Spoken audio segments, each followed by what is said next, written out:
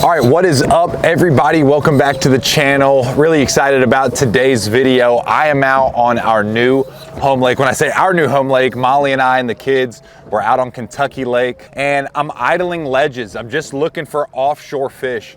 It is post-spawn, which means the bass have already spawned, the shad have already spawned, and a lot of those fish are transitioning back out to the main lake. And you might say, why do they do that, right? So what tends to happen this time of the year is the back of the pockets, that's more of your stagnant water, your stale water. It's shallower. It tends to be a lot warmer. And those fish want to get out to moving water where it stays a little colder. And then you got to think about it. Kentucky Lake is part of the Tennessee River chain, right? So it's a big river system. So essentially what happens is when they're drawing water out on the main lake where the current's the strongest, man, there's bait fish getting caught in current seams out there. And what the fish do is they get on hard spots and spots that are kind of out of the current, but have an easy ambush point. So what we're looking for offshore are rocks, ledges, maybe little humps, something that breaks the current but still has current hitting it, where bait fish can kind of funnel through, and bass, and usually schools of bass, are going to ambush those fish. So I'm idling around, I'm looking for schools of fish, I'm looking for key pieces of structure and cover offshore that are just high percentage areas. And then what I'll do from there, I'll drop a pin on a specific location on a school of fish or a piece of structure that I want to fish, and then I will set up the boat in position and I will cast at those fish. But today's video, I wanted to talk about the gamut, the whole plethora, the whole team of lures that I am using to target all of these fish. There are 100% some baits that I'm fishing that I know other guys are not fishing. I'm having success with them. And yeah, you know, I pulled up on a deal earlier. I caught a pretty decent fish, like a 3-pounder on a 6th Sense deep diving crankbait. And yeah, man, I just know I'm throwing different baits, different colors, different presentations that will 100% lead to more fish catches when you're fishing offshore in the Tennessee River. And these are applicable, I don't care whether you're on Chickamauga, Chickamauga to Nickajack, Nickajack to Guntersville, Gville all the way to Wheeler, Wheeler to Wilson, Wilson to Pickwick, Pickwick all the way stanking here to Kentucky Lake. So I wanted to idle, do my thing, and then I really want to break down all the baits I'm throwing, why I'm throwing them, their actions, my mentality and approach when I'm picking up one bait versus the other, what I'm looking for the fish to be doing, and so forth. So anyways, I'm going to idle for a little bit longer, and then yeah, I'm going to talk about all these baits and how I'm approaching these fish on Kentucky Lake and really the Tennessee River in general right now through the rest of the summer.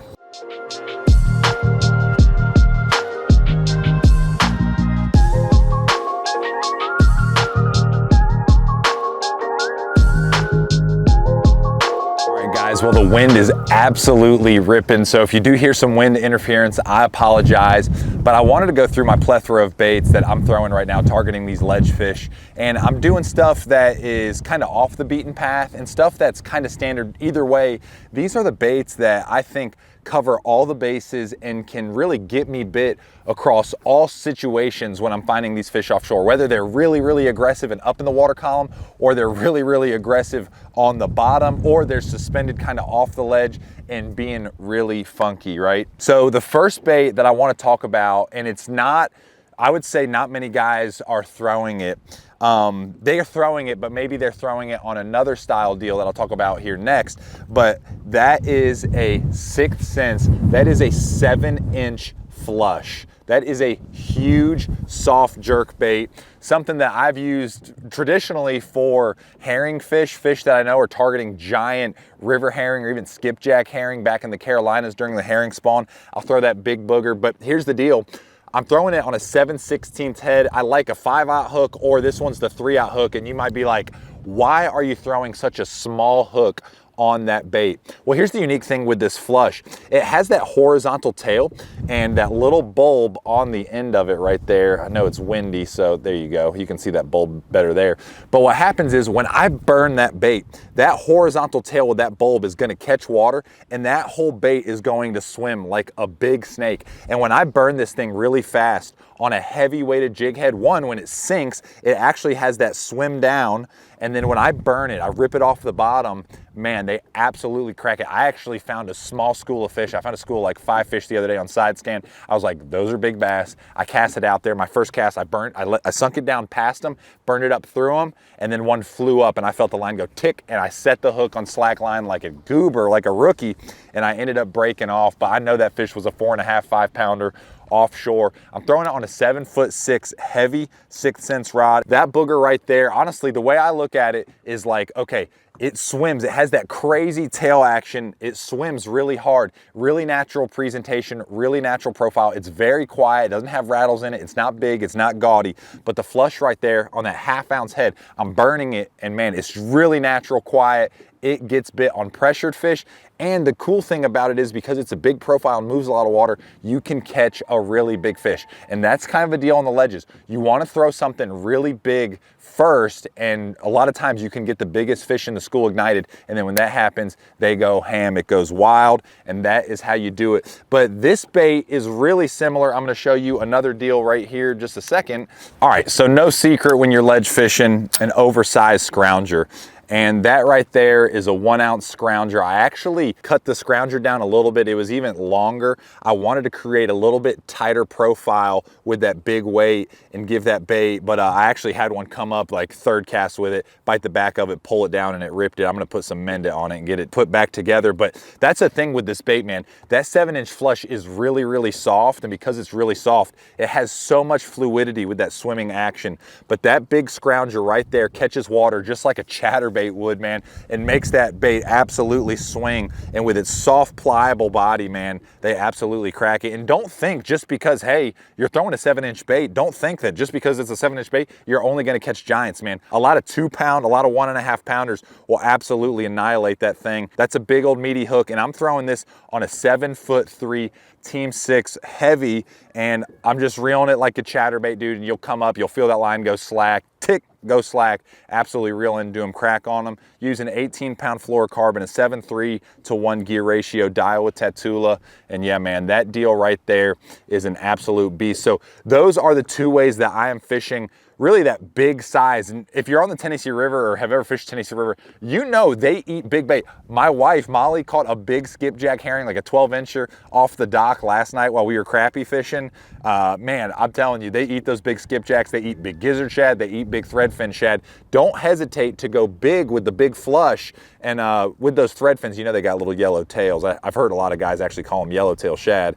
But anyways, I put a little chartreuse on it, and that booger right there will get bit by the big ones. That is what I am doing with the 7-inch flush from 6th Sense. I like gizzard shad or threadfin, either one. I'm not picky, but that booger on a standard jig head and just natural swim motion, or on a scrounger, getting that really over-pronounced action, getting that really, really heavy swim action, it produces big bites. You got to throw it on the Tennessee River. That deal is the deal. All right, similar action to the first way that I'm fishing that 7-inch flush. You kind of reel it and stop it, reel it and stop it, burn it and stop it, rip it up, stop it.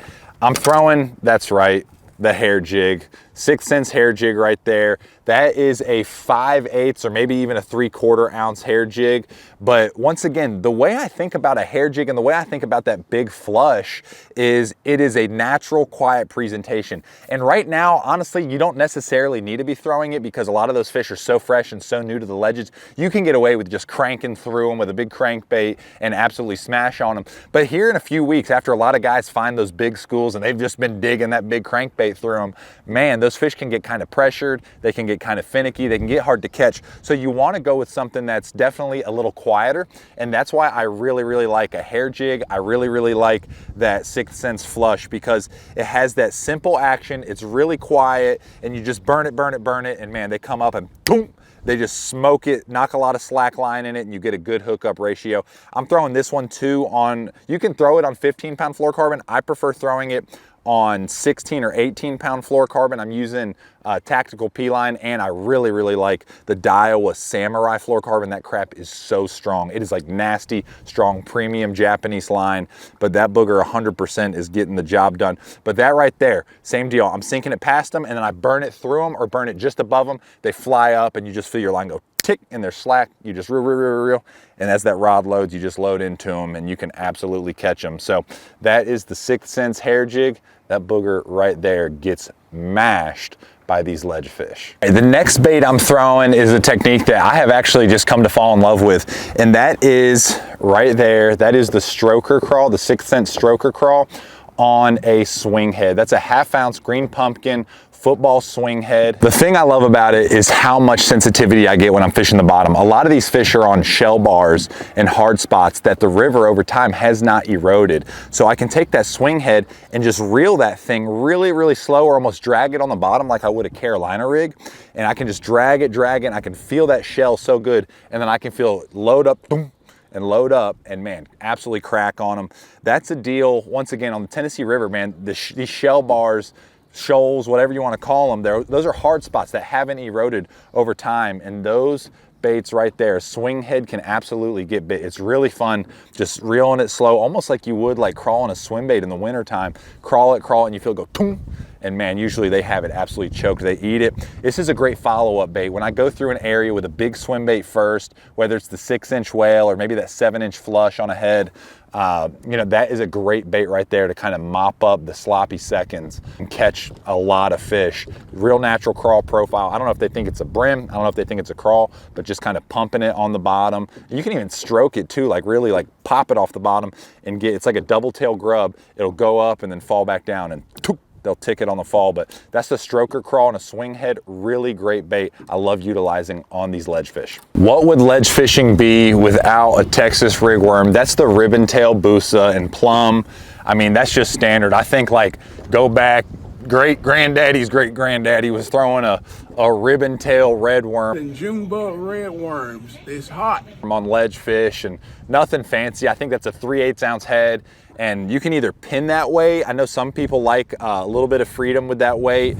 I've always just kind of pegged it, you know, using the 6th Sense pegs right there, and I keep it, you know, tight to that worm, and I'm just hopping that worm, and that worm kind of comes off the bottom, a lot like that stroker crawl on that swing head, but just a little bit different profile. And once again, on these ledge fish, you know, like with herring lakes, like I grew up fishing, I learned, man, you make 1 or 2 casts, you catch a couple, and then that school's burned. A lot of times out here, you can just kind of keep going through the gamut of lures. They're like, we saw you catch a couple on the crankbait, and then you switch to a swing head, you catch a couple on that. You can just kind of keep going through the team that you got and catch them. But that booger right there, that is the ribbon tail busa, plum color, 3/8 ounce head. And yeah, man, that is a dog. That absolutely gets bit. You got to have it tied on when you are ledge fishing on the Tennessee River. That thing, that'll get the job done for sure. So just like the swing head, you got the stroker crawl, and then, you know, I have the ribbon tail busa. I've also caught a couple now on the bodega. This is the 6.5 bodega crawl. They just came out with this. But something that's really cool about all the 6th Sense baits that I love are, not all of them, but most of them have that kind of ribbed profile, dude. And I will take and just add a little bit of scent. I love using that thump gel. If you guys have been following for a while, listen, if you ever watched the Bass Fishing Headquarters, 3 things, it's a great video by my buddy Ty Berger, but 3 things that changed his perspective on bass fishing. Dude, when they clogged the bass's nose and the bass pretty much got lost, didn't know where it was, that means bass smell. It is important to have a really good scent. I like the thump gel, but the thing I love about those 6th Sense baits, they have those ribs in them, man, and I can just put that scent in there, and that, I'm telling you, that thump gel's like really greasy. It just sticks to that bait really well. But that is a great thing to add to it. But once again, that's the 6.5 bodega, and it's a crawl. And those big appendages, man, they swim and almost like a ribbon tail worm, but still that crawfish profile. It looks like a big old prawn, which I don't know if there's prawns in the Tennessee River, but that booger's another booger that I'm just milking through these areas. After I catch a couple fish doing some serious power fishing, I can turn around and throw that booger down there, and I know I'm gonna get bit. That is the 6.5 bodega, 3/8 ounce, and I've got that on a heavy action rod, 6th Sense, 7'2", heavy action rod. I got a Zillion 8.5-1. I'm picking up a lot of line fast. I think that's 18-pound or even 20-pound fluorocarbon line. And dude, that booger right there is gonna get bit. Okay, a bait that I tend to think a lot of people forget about, man, those bass get so hyper competitive on shad. Dude, it's really, really hard to beat a good old-fashioned 3.5 or 4-inch swim bait. That is the 3.5 whale, and I think that's like pro blue red. It's got that pink pearlescent belly, a blue back, and that is my favorite hook they make. That's the Divine swim bait head.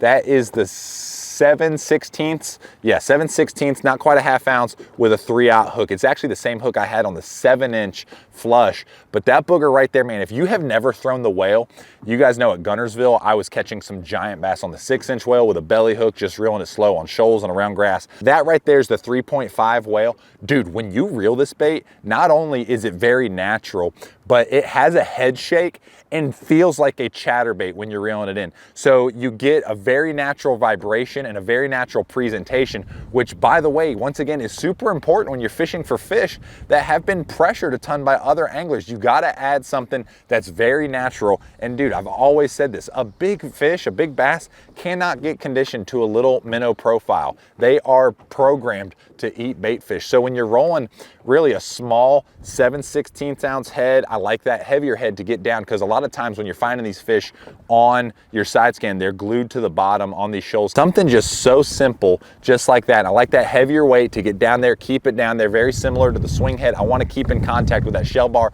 or even a little bit off it, so I'm almost eye level with those bass. So all they have to do is turn and eat it. But that booger right there is a beast, man. And like I said, I love the vibration of the whale. It literally feels like a chatterbait. When you're reeling it in, you can feel it in your rod tip. And right there, I'm using a 7'1" medium heavy sensory rod, 6th Sense. Yeah, that thing's a deal, man. And I've got it on 15 or 16 pound fluorocarbon, either 15 pound tactical P line, which is a great line, or 16 pound Daiwa Samurai fluorocarbon. And then I've got it on a Tatula 7:3-to-1 gear ratio, the Tatula SV. I can make long casts with that booger. And then, man, just that rod, medium heavy, it's got a stiff little tip, single hook. I'm gonna keep those fish pinned, but that's a sleeper bait, man. It's a great bait in the wintertime, springtime, summertime, fall time. Big bass eat bait fish. If you just throw that bait all the time, I promise you're just gonna catch more fish in general. Big ones, small ones, lots of them. Yeah, so that booger right there, great bait to fish some ledge fish with. And mama didn't raise no fool.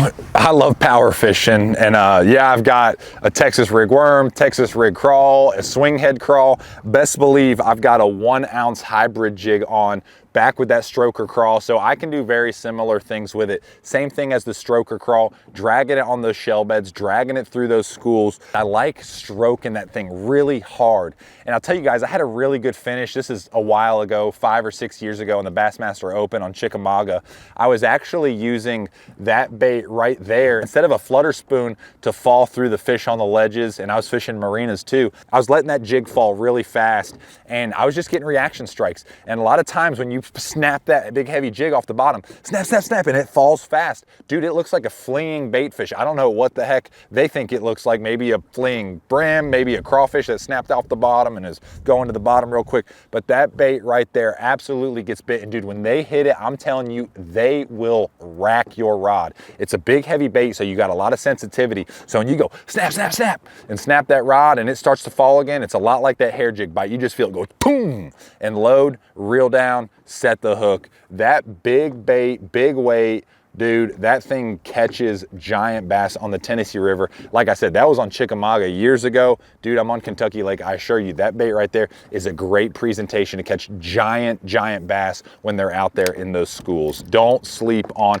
a good old-fashioned heavy jig stroking that thing. And yeah, that's on a 7.3 extra heavy Team 6 rod on an 8:1-to-1 gear ratio. That's a Daiwa Fuego. Great reel for the price point. But that deal right there, snapping it, letting it fall, and absolutely cracking them. I got that on 20 pound fluorocarbon because I'm crossing their eyeballs with it. That deal's a deal. Absolutely will put giant fish in the boat. All right, well, how can you not talk about ledge fishing without talking about the big old hubcap, baby? That's the 6th Sense Magnum Flutter spoon. I think that right there is about 7 inches. And yeah, dude, it's a beast. Once again, I think about creating reaction strikes. And a lot of times what will happen is when you pull up on these fish and you get one fish to react, you create a feeding frenzy. A flutter spoon, how it falls so fast and erratic, and you snap it up off the bottom. That right there is what gets those fish fired up. They react to it, they start to eat, and they go into a feeding frenzy. I'll tell you something I do a little bit different. It comes with a nasty hook on the bottom, that BKK, but then I also add a stinger hook to that front O-ring on the top, just like that, because I've had it happen on herring lakes. I love throwing a big flutter spoon in the summertime, and I see fish eat the Magnum flutter spoon, and other fish are trying to eat it out of the fish's mouth that I have hooked. So I've made an adjustment to add that front treble hook, and I've doubled up just once on a Magnum flutter spoon, but I know when you get out here in these ledges and you can really fire up those fish, and they're big ones, 4, 5 pounders, dude, it's nothing to have one fish hooked on the back hook, and then I put a heavy gauge owner stinger hook up on the front that's gonna try to double up if I can.